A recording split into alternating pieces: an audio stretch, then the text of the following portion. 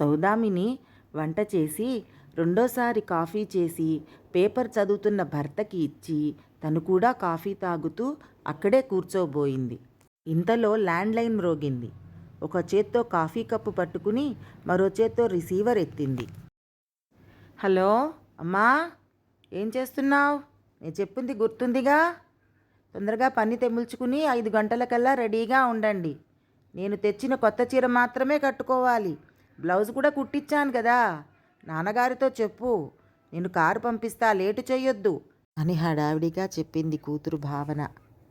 అమ్మలు, నీ పుట్టినరోజు నాడు కూడా ఈ హడావిడి ఎందుకురా? నీ ఆఫీస్ ప్రోగ్రాం కాగానే పిల్లలు అల్లుడు గారితో కలిసి హాయిగా ఇంటికి వచ్చేయి. నీ ఇష్టమైనవన్నీ చేసి ఉంచుతా. అందరం సరదాగా కబుర్లు చెప్పుకుంటూ కలిసి తిందాం. ఎన్ని రోజులైంది మనమంతా కలిసి? నువ్వేమో ఎప్పుడూ బిజీ బిజీ అంటావు అనునయంగా అంది సౌదామిని. అమ్మా, 10 రోజుల నుంచి చెబుతున్నా, మా ఆఫీస్ వార్షికోత్సవంతో పాటు నాకు అవార్డు ఇస్తున్నారు. నా పుట్టినరోజు అని నిన్ను నాన్నగారిని కూడా రమ్మన్నాను. మళ్ళీ ఇప్పుడిలా అంటావేంటి? నా మాటలంటే అసలు లెక్కలేదా నీకు? అవునులే, నిన్ను రమ్మన్నాను చూడు, నాదే తెలివి తక్కువతనం. ఇంతకీ వస్తున్నావా లేదా? ఆఖరిసారిగా అడుగుతున్నా కోపంగా అరిచింది భావన. వస్తున్నా తల్లి, అంత నిష్ఠూరాలెందుకు? నువ్వు ఇచ్చిన చీరనే కట్టుకు వస్తున్నా, సరేనా? 5 గంటలకల్లా కారు పంపించు అని నవ్వుకుంటూ చెప్పింది. ఫోన్ పెట్టేసిన తర్వాత సౌదామిని నిశ్శబ్దంగా కూర్చుంది. ఏమీ మాట్లాడలేదు. అశోక్ అలసిపోయినట్టుంది అని కాసేపు చూశాడు. కానీ ఆమె ధోరణిలో మార్పు రాలేదు. ఏమిటి సౌదా, ఈ మధ్య నువ్వు చాలా డల్గా ఉంటున్నావు. ఆరోగ్యం బాగుందా? ఏదైనా జరిగిందా?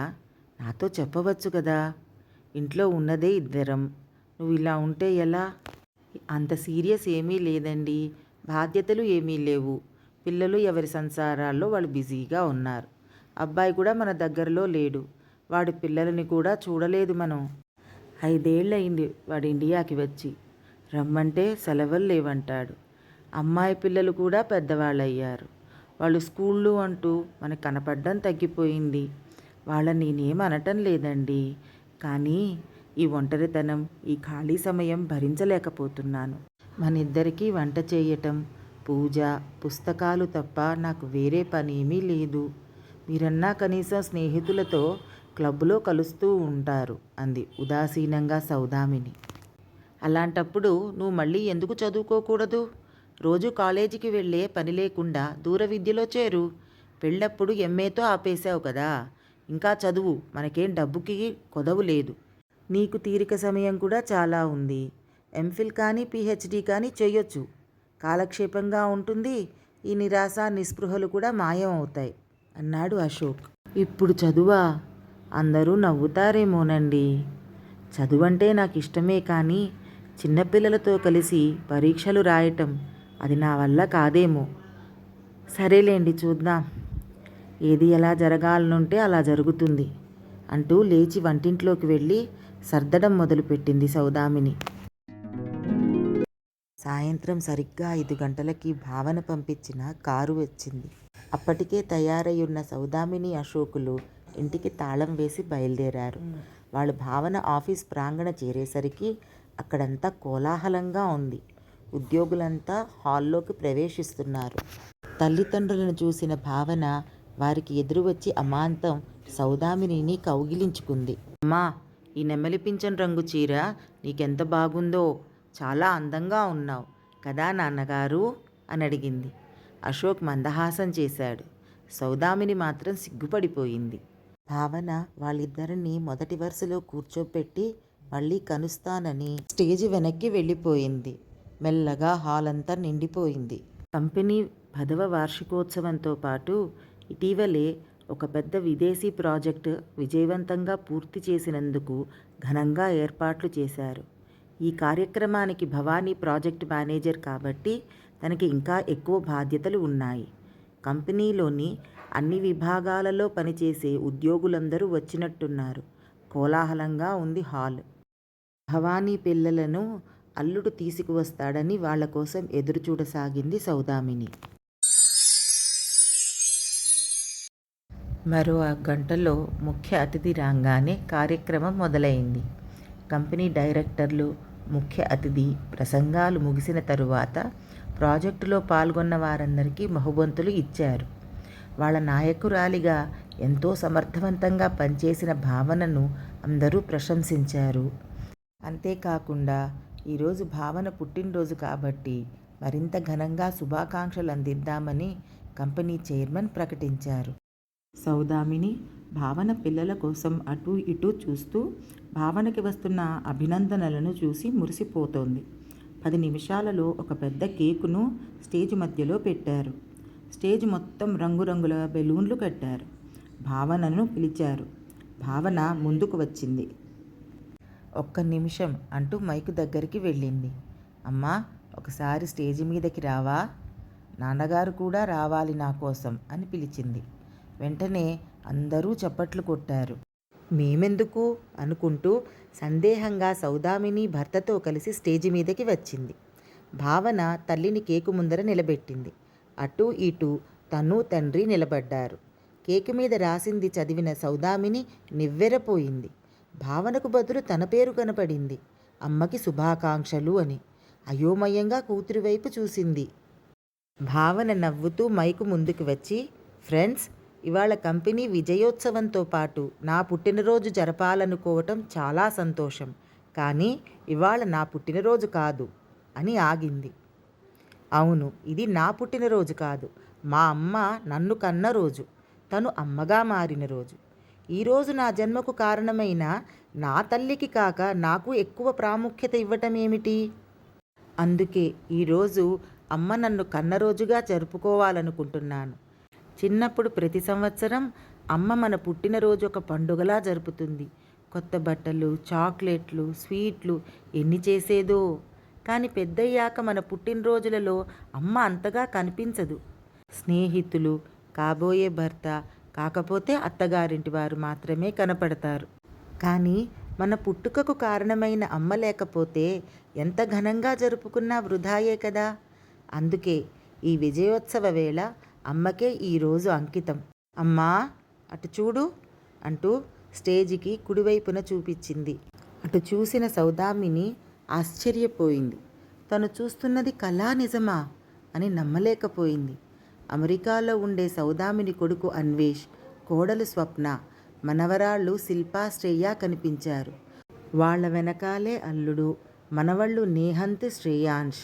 మనవరాళ్ళు ముచ్చటగా పట్టుపరికిణీలలో, మనవళ్ళు సిల్క్ కుర్తా పైజామాలు వేసుకుని ఎంతో ముద్దుగా ఉన్నారు. సౌదామిని తన కొడుకును చూసి 5 ఏళ్ళయింది. మనవరాళ్ళని కూడా ప్రత్యక్షంగా మొదటిసారి చూస్తోంది. వాళ్ళు పుట్టినప్పటి నుండి వాళ్ళ ఆటలన్నీ స్కైప్లోనే చూడటం. వాళ్ళంతా వచ్చి సౌదామినిని చుట్టుముట్టారు. మనవరాళ్ళు, మనవళ్ళు అమ్మమ్మ, బామ్మ అంటూ కౌగిలించేసుకున్నారు. సౌదామినికి సంతోషంతో కన్నీళ్లు వచ్చేశాయి. అది చూసి హాల్లో ఉన్న వారందరికీ కూడా మనసు చెమర్చింది. భవానీ పిలవగానే పిల్లలు నలుగురూ వచ్చి మైకు ముందర నిలబడి నెల రోజుల నుండి ప్రాక్టీస్ చేసిన సౌదామినికి ఇష్టమైన అన్నమయ్య కీర్తనలు పాడారు. కంపెనీ చైర్మన్, డైరెక్టర్లు కూడా ఈ ఏర్పాట్లు ముందనే తెలిసినట్టుగా చిరునవ్వుతో నిలబడ్డారు. అన్వేష్ వచ్చి మైక్ అందుకున్నాడు. "ఫ్రెండ్స్, నిజానికి ఇది అక్కకి సంబంధించిన ప్రోగ్రాం. తన కంపెనీ, తన ప్రాజెక్టు విజయంతో పాటు తన పుట్టినరోజు కూడా. కానీ ఇలా తన పుట్టినరోజుని అమ్మ కన్న రోజుగా మార్చటం అన్న ఆలోచన వచ్చినందుకు హ్యాట్స్ ఆఫ్ అక్క. నువ్వు చెప్పింది నిజమే. అమ్మ లేకుండా మనము లేము. మన పుట్టినరోజును అమ్మ ఎప్పటికీ మర్చిపోదు. కారణం, తను నవమాసాలు మోసి కని అల్లారు ముద్దుగా క్రమశిక్షణతో పెంచుతుంది. అమ్మకు తోడుగా నాన్నెప్పుడు వెన్నంటే ఉంటారు. నాన్న డబ్బు కట్టినంత మాత్రాన మనం ఇంజనీర్లు, డాక్టర్లం అయిపోతామా? మన కోసం, మన చదువుల కోసం, మన సంతోషం కోసం నాన్నెప్పుడు పనిలో బిజీగా ఉంటారు. మన ప్రతి అవసరం అమ్మ తెలుసుకుంటుంది.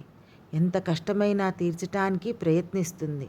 నాన్నను, మనను, మన పిల్లల్ని కూడా జాగ్రత్తగా చూసుకుంటుంది అమ్మ. కానీ తన అవసరాలు, ఇష్టాల గురించి ఎవరికి ఎంత తెలుసు? కనీసం తన పుట్టినరోజు కూడా మనం గుర్తుపెట్టుకోము.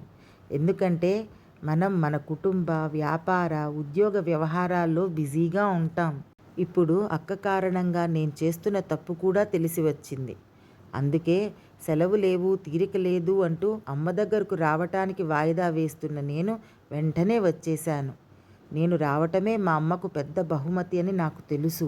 ఉద్వేగంతో మాట్లాడిన అన్వేష్ కళ్ళు తుడుచుకుంటూ తల్లి దగ్గరకు వెళ్ళాడు. సౌదామిని ఆనందానికి హద్దులు లేకుండా పోయింది. కూతురు ఆలోచనకి సంతోషించాలా, తన పిల్లలు తనని ఇంత ప్రేమించి గౌరవిస్తున్నందుకు గర్వపడాలా అర్థం కాకుండా పోయింది.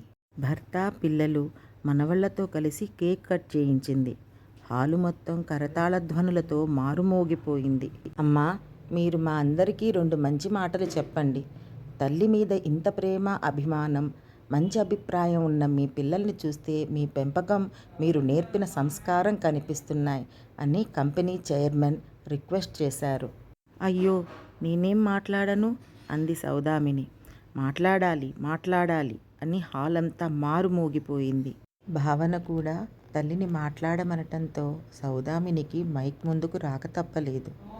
వేదికపైనున్న పెద్దలకు, వేదిక కిందున్న పెద్దలకు నమస్కారం. పిల్లలకు ఆశీర్వాదాలు. మా పిల్లలు నా మీద ఉన్న ప్రేమతో మరీ గొప్పగా చెబుతున్నారు, కానీ నేను చేసింది ఏమీ లేదు. అందరూ అమ్మల్లాగానే నా పిల్లలు చదువుకోవాలి, మంచి ఉద్యోగం చేయాలి, స్థిరపడాలి, పిల్లా పాపలతో సంతోషంగా ఉండాలి అని కోరుకున్నాను. వారికి కావలసిన సహాయ సహకారాలు అందించాను, అంతే. కానీ మీరందరూ నా పిల్లల ఈడువారు కాబట్టి ఒక్క మాట చెప్పాలనుకుంటున్నాను. పెద్ద చదువులు చదవండి, ఉద్యోగాలు చెయ్యండి, సంపాదించండి, కానీ కుటుంబాన్ని మాత్రం నిర్లక్ష్యం చేయకండి. కుటుంబం అంటే తల్లి తండ్రే కాదు, భాగస్వామి పిల్లలు కూడా. మీరెంత సంపాదించినా మీ పిల్లల కోసమే కదా. మీరు మీ పిల్లలతో, భాగస్వామితో సంతోషంగా ఉండడానికి కావాల్సినంత సంపాదించండి చాలు. తరతరాలకు సరిపడా సంపాదించటం కోసం ఇప్పటి మీ జీవితాల సంతోషాలు పణంగా పెట్టకండి. యంత్రాలలా కాకుండా మనుషుల్లా మీ మనసుకు తగినట్టుగా బతకండి, అంతే. మరొక్క మాట, మీ పుట్టినరోజు సంబరాలు మీ ఒక్కరికి సొంతం కాదు, మీ జన్మలకు కారణమైన మీ అమ్మా నాన్నలకు కూడా అని మర్చిపోవద్దు. ఉంటాను అంది వినయంగా. కంపెనీ ఉద్యోగులు, చైర్మన్లు, డైరెక్టర్లు అందరి చప్పట్లతో హాలు మారుమోగిపోయింది. భర్తతో, పిల్లలతో కలిసి ఆనందంగా ఇంటికి బయలుదేరింది సౌదామిని. ఇప్పుడు ఆమెకు ప్రపంచాన్ని జయించినంత సంతోషంగా ఉంది. కారులో ఉన్న మనవళ్ళు, మనవరాళ్లతో తెగ కబుర్లు చెప్పింది. వాళ్ళు చెప్తున్న కబుర్లు వింటూ చిన్నపిల్లలా మారిపోయింది. ఆ మనోహరమైన దృశ్యాన్ని తృప్తిగా చూస్తూ ఉండిపోయాడు అశోక్. ఇంటికి రాగానే భోజనాలకి సిద్ధం చేయడానికి వెళ్ళబోతున్న సౌదామిని ఆపేసి హోటల్ నుంచి ఆర్డర్ చేయించి తెప్పించుకు తింటున్నారందరూ. సౌదామిని భర్త, పిల్లలను, వాళ్ళ పిల్లలను చూసి పట్టరాని ఆనందంతో పొంగిపోతోంది. వాళ్ళు రావటం ఒక ఎత్తైతే, తనను కన్నరోజు అంటూ అంత గొప్ప గౌరవాన్ని ఇవ్వటం ఆశ్చర్యంగా, ఆనందంగా ఉంది. వాళ్ళ పిల్లలతో పాటు భావన, ఆకాష్, సౌదామినికి చెరోపక్కా కూర్చుని ఈ 4 రోజుల పాటు వాళ్ళు, వాళ్ళ ప్లాన్లు అన్నీ ఆమెకు వివరిస్తున్నారు. కోడలు, అల్లుడు దూరంగా కూర్చుని ఇదంతా చూసి నవ్వుకుంటున్నారు. ఇంతలో అశోక్ దగ్గరికి వచ్చి, సౌదా, నా తరపు నుంచి నీకు చిన్న బహుమతి అన్నాడు ఓ కవర్ అందిస్తూ. అయ్యో, మీరు కూడా ఇప్పుడు బహుమతి ఇవ్వాలా అంది సౌదామిని కవరు తీసి చూస్తూ. అందులో సౌదామిని పేరున ఎంఫిల్ అప్లికేషన్ ఫారం పూర్తిగా నింపి కావలసిన సర్టిఫికెట్లు జతచేసి ఉన్న కాగితాలవి. సంతకం పెట్టి సబ్మిట్ చేస్తే చాలు. అది చూసి పిల్లలంతా సంతోషంగా చప్పట్లు కొట్టారు. ఆ నవ్వులు, కేరింతల యొక్క సందడి సౌదామిని ముఖంలో ప్రస్ఫుటంగా కనిపిస్తున్నాయి. శుభం.